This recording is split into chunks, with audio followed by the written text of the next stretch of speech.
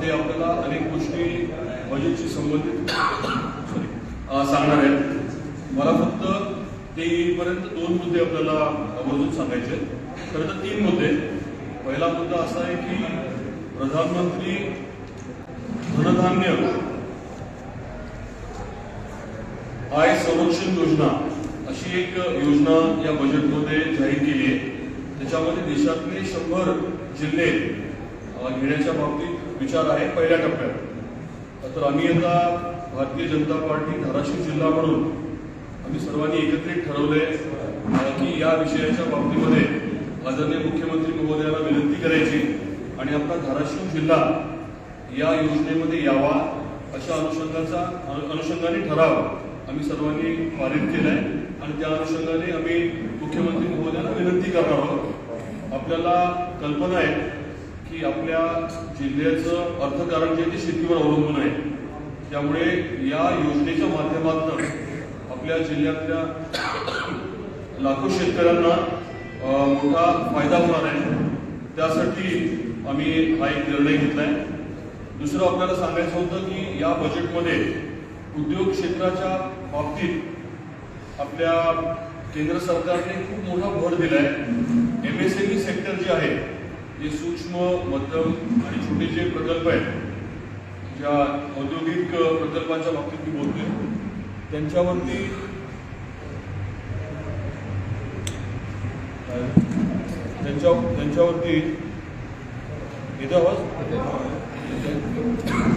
त्यांच्यावरती जास्त भर देण्याच्या बाबतीत केंद्र सरकारने नेहमीच भूमिका ठेवलेली आहे आणि या अर्थसंकल्पात देखील MSME चे प्रकल्प आहेत त्यांना अगदी 20 कोटीपर्यंतचं कर्ज उपलब्ध करून देण्याची महत्त्वाची घोषणा जाहीर केली आहे।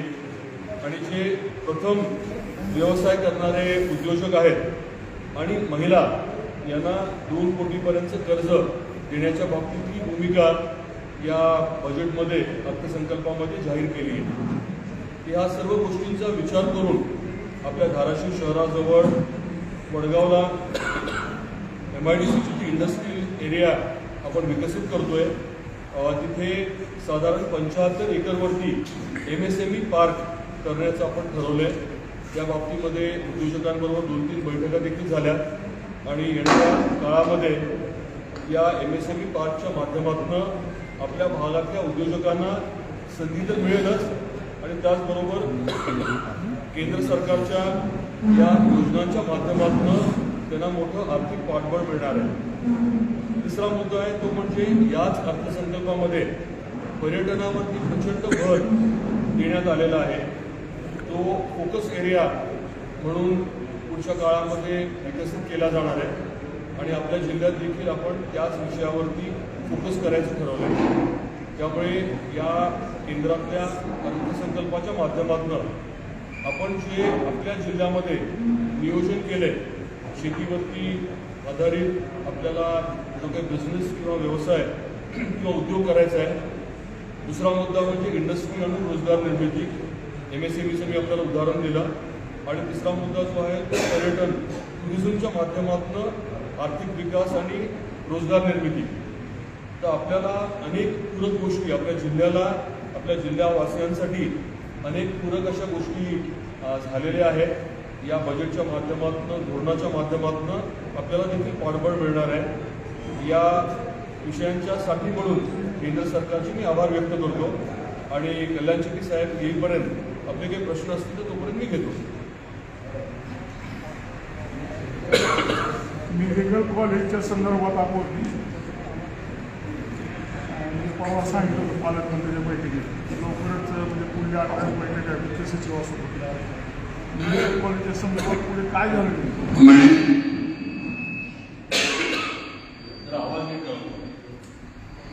मेडिकल कॉलेजच्या बाबतीमध्ये हाय पॉवर कमिटीमध्ये त्याला अप्रुव्हल मिळालंय, मान्यता मिळालेली आहे आणि त्याची टेंडरिंग प्रोसेस आता चालू आहे।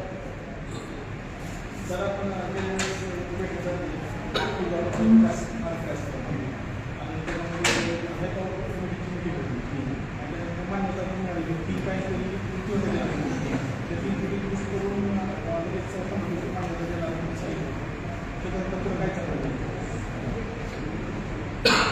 तुळजापूर विकास आराखड्याच्या बाबतीमध्ये हायपॉवर कमिटीची बैठक झाली. त्याच्यामध्ये कमिटीने काही सूचना केलेल्या आहेत. त्याची पूर्तता करण्याची प्रक्रिया चालू आहे. येणाऱ्या आठवड्यात एक बैठक परत होणं अपेक्षित आहे. त्यांनी काही सूचना कमानीच्या बाबतीत केल्या आणि इतर काही मुद्दे त्यांनी रेज केले. मी स्वतः आपले जे मुख्य सचिव आहेत त्यांना भेटून काही गोष्टी समजून सांगितल्या आणि येणाऱ्या बैठकीत बरंच क्लिअर होते. त्यात विशेष अडचण नाहीये. छोटे छोटे विषय आहेत पण महत्वाचे विषय आहेत. दादा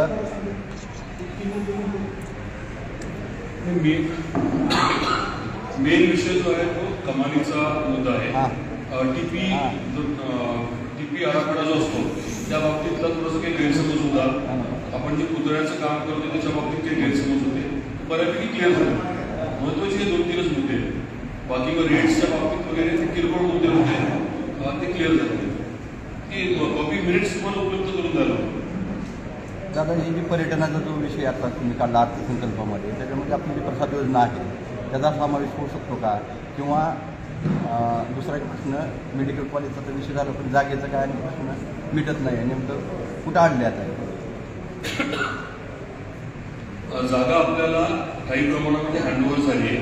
बाकीची पूर्ण जागा ITIची पूर्ण जागा आपण मेडिकल एज्युकेशन डिपार्टमेंटकडे ट्रान्सफर करून देतोय. ते करत असताना ITIची नवीन इमारत आणि नवीन इमारतीसाठी पॉलिटेक्निककडे जागा याची प्रक्रिया जी आहे ती चालू आहे. परंतु स्वाभाविक गोष्ट आहे की हे करावंच लागणार आहे. मेडिकल कॉलेज म्हणजे ते कॅम्पस आहे. तिथे नर्सिंग, फिजिओथेरपी आणि इतर काही गोष्टी आपण घेणार आहोत. तर ITI जे आहे ते पूर्णतः शिफ्ट करणार आहोत. तर त्याला लागणारी जागा आणि इमारत आणि इतर गोष्टींसाठी पैसे याची आपण प्रोव्हिजन करून घेतो.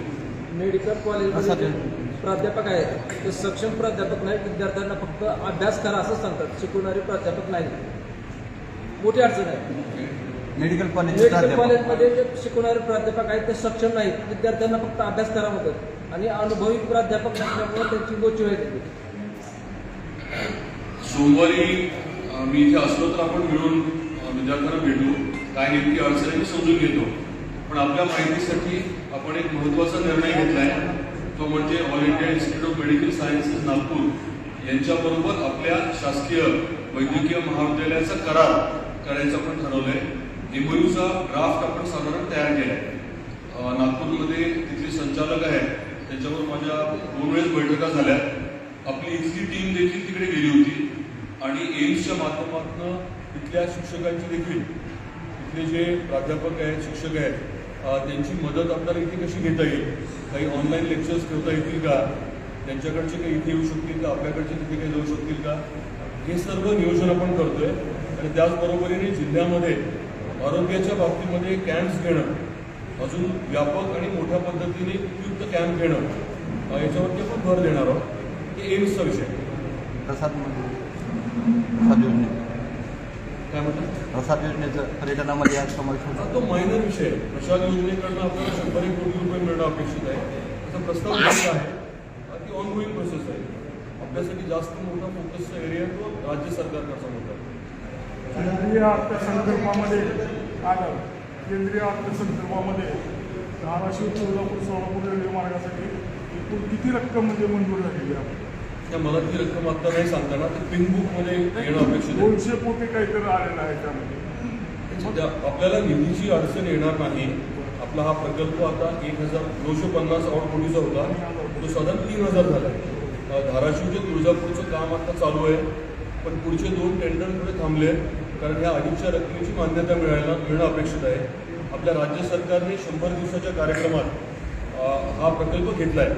त्यामुळे राज्य सरकारची मान्यता आणि निधीची तरतूद राज्य सरकार करेल व केंद्रही करेल. काही प्रॉब्लेम नाही. त्यात काही अडचण नाही येणार. छोट्या छोट्या उद्योग व्यवसायाला म्हणजे काय म्हणतात त्याचं काय?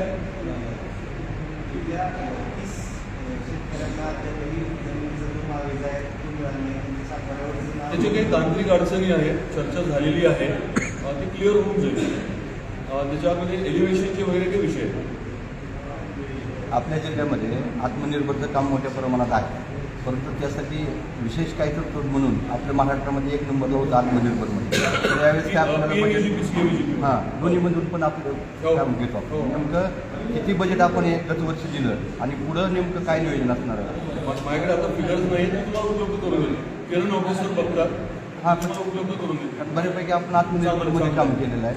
खेडेपाड्यात सुद्धा बऱ्यापैकी उद्योग चालू झालेले आहेत. नेमकं त्याच्या आकडेवारी काय आली नाही अजून. त्याला तुम्ही द्याल ना. दादा निवडणुकीपूर्वी आपण जे आश्वासने दिले होते त्या आश्वासनापैकी या वर्षी आपला प्राधान्यक्रम कुठल्या कामासाठी नव्हता? आपण ज्या विषयांच्या बद्दल बोलतोय असे जवळजवळ 25-26 विषय आता आपण कदाचित ते वाढतील. नाही विषय माझं हे आश्वासने दिले परंतु त्यापैकी या वर्षी प्राधान्यक्रम कोणत्या विकासाचा आपला तो मार्गी लागला असा आहे. 1 मिनिट. त्याच्यामध्ये आपण आता प्रत्येक विषयासाठी कोरगूट करतोय. शहराच्या जवळचं म्हटलं तर पहिलं आपलं टेक्निकल टेक्सटाईल पार्क कौडगावचं आहे. 25 कोटीचं आता रस्त्याची कामं तिथे सुरू करणं अपेक्षित आहे. बाकी मोठं युनिट आणण्याचे प्रयत्न चालूच आहेत. डॅव्हॉसला जेव्हा आपले आदरणीय मुख्यमंत्री महोदय गेले होते तिकडे देखील चर्चा करत असताना काही कंपन्यांबरोबर धाराशिवला येण्याच्या बाबतीतला विचार चालू आहे. लवकरच आपल्याला काहीतरी चांगली बातमी त्या बाबतीत यायला हरकत नाही. हा झाला विषय कुठला टेक्निकल टेक्सटाईल पार्कचा. त्याच्या व्यतिरिक्त वडगावची मी आपल्याला बोललो MSME पार्क आपण करायचं ठरवलं आहे. कालच एक बैठक झाली. जवळजवळ 94 उद्योजकांनी इंटरेस्ट दाखवला आहे. त्याच्या बाबतीत वेगळी माहिती मी आपल्याला उपलब्ध करेन. या व्यतिरिक्त आपण तेरचा विकास जो आहे रामलिंगचा विकास हे विषयसुद्धा आपण हातात घेतोय. आणि हे सगळे विषय जे आहेत प्रत्येकाला एक सुकाणू समिती करतोय. माझ्या मते सगळेच विषय महत्त्वाचे आहेत. सगळ्यांना प्राधान्य आपण देतोय. नाही पण यावर्षी एक करता कुठला प्रकल्प पूर्ण होईल एक असं म्हणजे आता कृष्णा खोऱ्याचं पाणी जे आहे या पावसाळ्यामध्ये उचलून घाटणे बॅरेजच्या तिथे उचलून आपण रामदऱ्यापर्यंत आणणार आहोत. आणि शक्यतो रामदऱ्याच्या पुढे नेण्याची प्रक्रिया जी आहे टेंडरिंगची ती पुढच्या 3 महिन्यात आपण सुरू करणार. हे झालं कृष्णा खोऱ्याचं. रेल्वेचं तर आपल्याला माहिती आहे. आत्ताच बोललो मी की एक सेक्शन झालं आहे. दुसऱ्या 2चं वाढीव रकमेची आपण मान्यता मिळवून घेऊ. तसे टेंडरिंग पूर्ण करून काम सुरू होतं. हे 2 आपल्यासाठी महत्त्वाचे विषय. टेक्निकल टेक्सटाईल पार्कचा मुद्दा तर आपल्याला सांगितलाच. आणि मंदिराच्या बाबतीत आता 55 कोटीची कामं चालू आहेत. आणि याच्या व्यतिरिक्त आपण राज्य सरकारकडे केंद्र सरकारकडे दिलेले प्रस्ताव पाठपुरावा करून मान्यता घेऊन त्याचं टेंडरिंग करण्यावरती भर आपला राहील. असे एक प्रायोरिटीवरती 5-6 विषय आहेत. परंतु टोटली 25 ते 30 विषयांवरती आपण काम करणार आहोत. सगळे मोठे विषय. तुळजापूरचा समावेश झाला की तुळजापूर केंद्रीय पर्यटन स्थळाच्या यादीमध्ये व्हावा अशी जुनी मागणी आहे. काय करायचं? केंद्रीय पर्यटन स्थळाची जी यादी आहे त्याच्यामध्ये तुळजापूरचा समावेश व्हावा. नाही मला जर थोडी माहिती द्या या विषयाची. आपण प्रयत्न करू.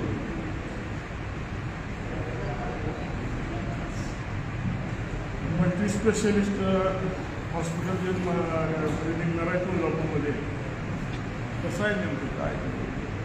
त्याचं स्वरूप अजून क्लिअर नाही झालेलं. पालकमंत्री महोदयांची ठाण्यामध्ये त्यांनी जी राबवली आहे ती काही संकल्पना आहे ती आपण समजून घेतो. ती आपल्याला योग्य वाटलं तर ती आपल्याला राबवता येऊ शकेल. आपल्याला तिथे मल्टी सुपर स्पेशालिटी हॉस्पिटल करायचं आहे. कारण आपल्या जिल्ह्यामध्ये मल्टी स्पेशालिटी म्हणता येईल असं एकही हॉस्पिटल दुर्दैवाने नाही आहे. आणि मल्टी स्पेशालिटी म्हणजे साध्या स्पेशालिटी नको आहेत आपल्याला. सुपर स्पेशालिटी म्हणजे कार्डिओलॉजी 1 नंबर आहे. दुसरं आपण तिथे न्यूरोलॉजी घेणार. चुकून ब्रेन स्ट्रोक आला किंवा ॲक्सिडेंटमध्ये मेंदूला इंजुरी झाली त्याच्यावरती भर देतोय. नेफ्रोलॉजी न्यूरोलॉजी घेतोय आणि ऑन्कोलॉजी म्हणजे कॅन्सर संबंधित अशा या 5 विषयांवरती आपण भर देणार आहोत. दादा त्याला लागूनच विषय आपल्याकडे मल्टी स्पेशालिटी केंद्राचे जे होते योजना त्यामध्ये दत्तभाऊ नाही घेतो आणि सुधीरांना पाटला नाही घेतो. काय झालं त्याच्या नेमकं प्रोसेसमध्ये आहेत आपण त्याला दोन्ही प्रोसेसमध्ये आहे.